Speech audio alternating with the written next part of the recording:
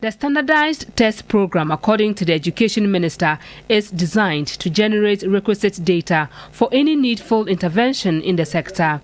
But Executive Director of Africa Education Watch, Kofi Asare, says the policy will be meaningless if policymakers do not pay attention to the assessment report. If we are not honest about it, then we will undertake the exercise and it will be another activity and nothing will happen. So for me, the most important thing about NST is the commitment of authorities to make use of the reports of the assessment so that in subsequent ones we will be seeing improvements in teaching and learning.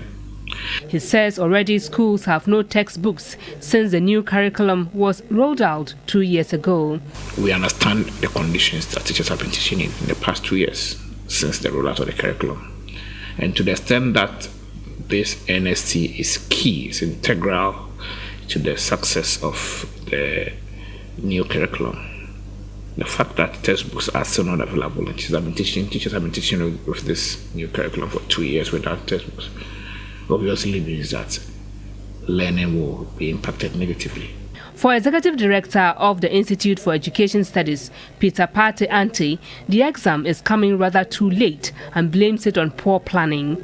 One of the principles of assessment is that you would have to plan and plan well so that those who are going to be involved in the assessment are given prior notice, they are prepared, and all kinds of information are available to them before they write the exams. And if you have 6 months from June to November, when it was initially planned that we write this, we were thinking that was enough time to do the planning. Fortunately, we got to November and they couldn't implement it.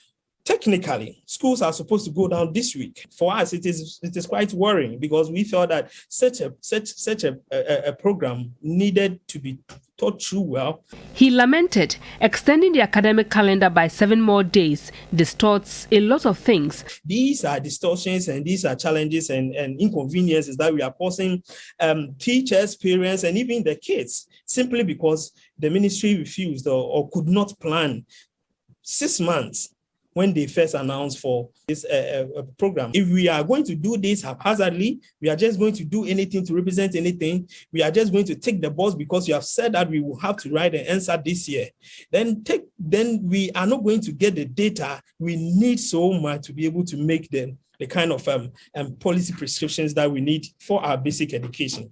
So for some of us, we are thinking that it will serve the ministry well if they decide to push this to next academic year, in January, have a lot of time to plan, do a lot of sensitization and all that, so that they will be able to conduct this flawlessly. So what we would want to say is that if they decide to do this on 17th, they should make sure that it is an incident-free activity. Because when things go wrong, we will talk about it and we will hold them responsible.